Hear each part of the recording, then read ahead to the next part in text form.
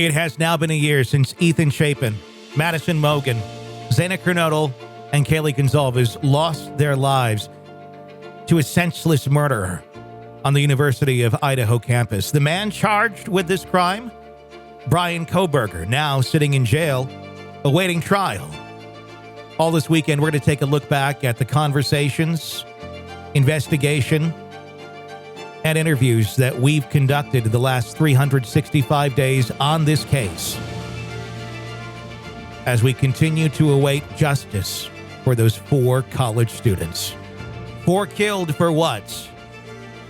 The case against Kohberger. The story all weekend here on the Hidden Killers podcast.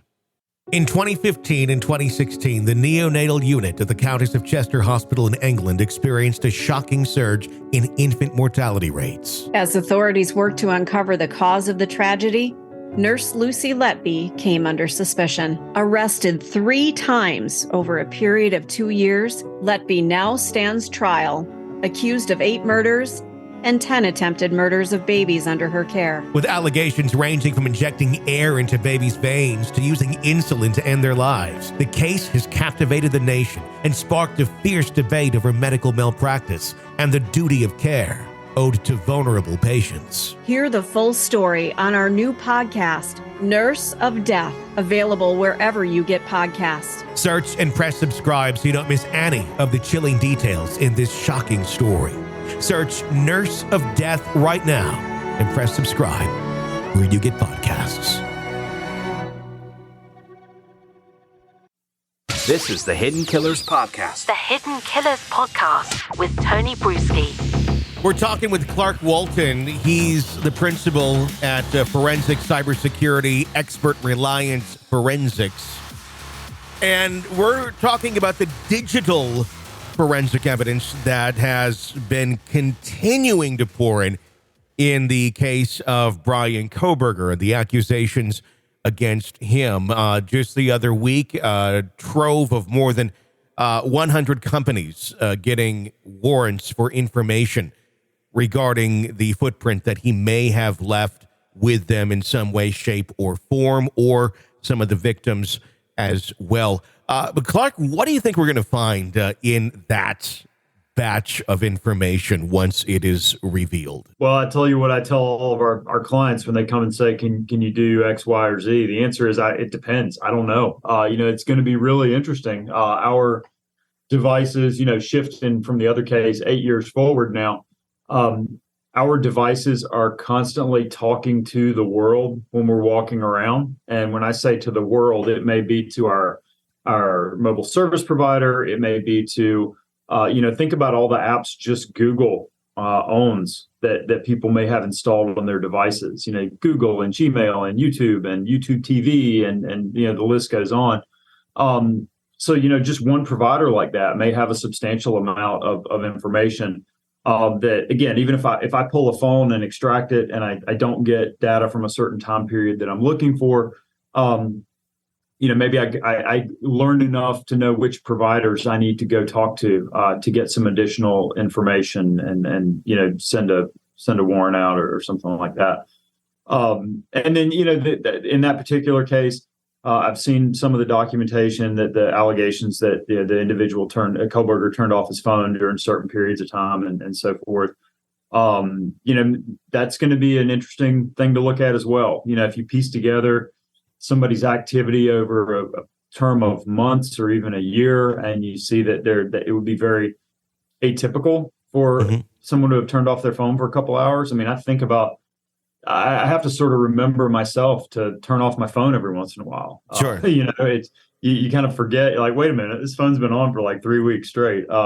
And so, if it is found that occurred for some gap period of time, that's going to be, what's not there is important too.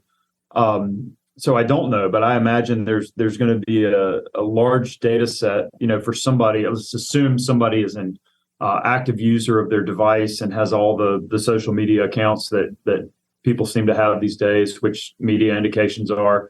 Kohberger had at least some of those. There's going to be a lot of data to comb through potentially. You'd be looking at a pattern essentially if his phone had turned off. I mean, we do know it turned off at the time of the murders.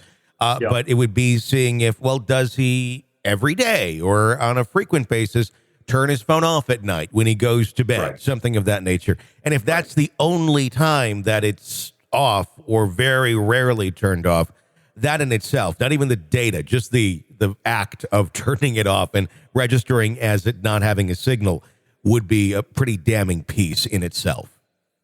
Yeah, I mean, it's still circumstantial, but yeah, it's, coupled together with other things that we've seen in the media, it would be, an important thing that a prosecutor would certainly want to, highlight to a jury.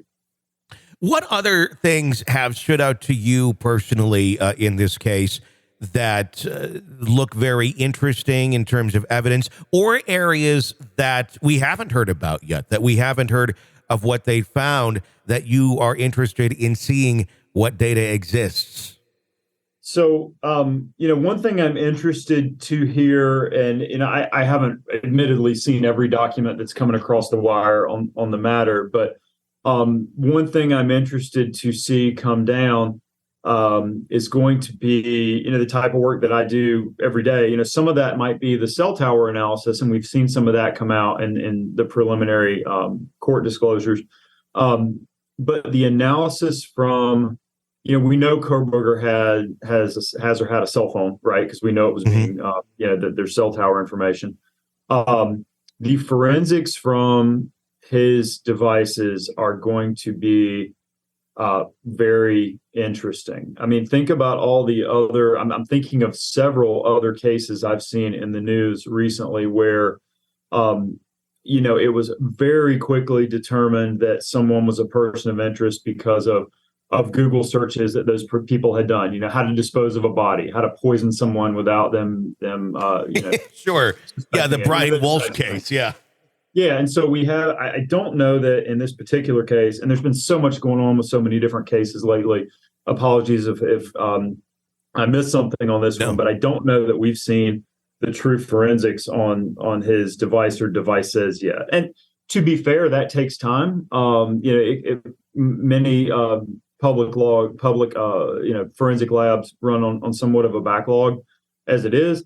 But given the high profile nature of this case, you would think this would kind of shoot to the forefront of some of those priorities. And so if and when that stuff does come out, I think it's going to be very interesting to see what it shows. And that may be information that is already gathered, but just not released yet, or not going to be released until the actual trial, correct? Oh, yeah, absolutely right. I mean, I would think and assume that his mobile device might be secured somewhere unless he took steps to dispose of it. And it may have already been, looked at or extracted or who knows. Mm-hmm. But that data, again, it takes time to process it. It takes time to look through it. There's so much data, even on one person's iPhone these days, that I would anticipate they're going to be very careful about how they take the time to, look through it, and certainly protect information that may, be disclosed or need to be disclosed. Because what you don't want to do is have, data released piecemeal in some way that someone could argue is misleading, or there's going to be personal data on that device that, to be fair to him, probably has nothing to do with any of this. Mm-hmm. Things that, other people maybe have sent him, or data regarding his parents or other people that is private or protected in nature. And you don't want this. So you can't just release the whole dump of a device either. That's not going to help anybody. Sure. I mean, anything like that can be taken out of context, just like one could take 7 words out of this conversation and say, look what they said, but without the context, you don't understand. Right. You wouldn't do that, right? Well, I do it all the time, so you just wait. You're going to be saying crazy stuff by the time this thing airs. No, I'm kidding. Great. Now, in closing, really kind of off the topic of any of the cases we're discussing, it's something that's crossed my mind as this world continues to just get deeper and deeper with the abilities of what we can do to track and trace things as it evolves. I'm curious, in your industry, when you look to the future and you see, well, this is coming up down the road at some point, what are some of the other ways that maybe the public is not thinking of yet that will be very beneficial in the future to crime investigations in terms of data and tracking people beyond just our basic cell tower triangulation that we have right now and social media? Is there other things coming down the pike that you can see in the future that are going to be very interesting and beneficial for your field? Yeah, it all comes back to what people are using at the moment. And so I've thought about this in the past. If I had that kind of foresight, I would probably just go and invent the next thing people are going to use, right? And sell that to them instead of doing what I'm doing. But it all depends on and is dictated by what people are using. We haven't seen too many cases, surprisingly. We've seen some, but not too many cases yet coming across, even with like TikTok, which is the last couple of years kind of thing. We have not seen very much yet in the way of, if you've seen lately some of these images that are generated by AI, what we'll call like deep fake type images. I can foresee that being problematic, in these types of investigations in the future. But, what the next big thing is, I would look to, what our teenagers are using now is probably what our adults are going to be using in a year or two. And then it all sort of is going to flow from there. But I can't tell you what that's going to be. I mean, people still are not, I don't think, quite have their minds around, all the smart devices we've got in our homes, thermostats and, Amazon Alexas and all sorts of other things, Netflix accounts. I had a couple cases involving Netflix accounts where, you can log in and see where people are watching from and what they're watching and when they're doing it. And thinking about when you're using these things in the house that are convenient for you, the tracks you're leaving behind that somebody could later take a look at and say, oh, well, they were here, they were there, those types of things. I don't know what that's going to be a couple of years from now, but, it's going to continue to evolve. And I mean, our business has evolved over the last 10 years in terms of what we're responding to. And we got to show up every day expecting the next thing, not knowing what it is. You're listening to the Hidden Killers podcast with Tony Brueski.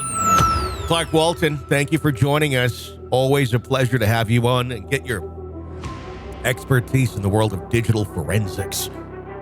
If you want to weigh in on anything we're talking about, we have a phone number for that. You can call 24/7, 888-554-5537, or more conveniently remembered as 888-5-KILLER. Call it 24/7 and give us your thoughts and let us hear your voice on the stories we're covering for you. My name is Tony Brueski. Be sure to press subscribe so you don't miss any of our coverage wherever you are downloading podcasts. You can get an ad-free version of it through Apple Podcasts. Stay with us.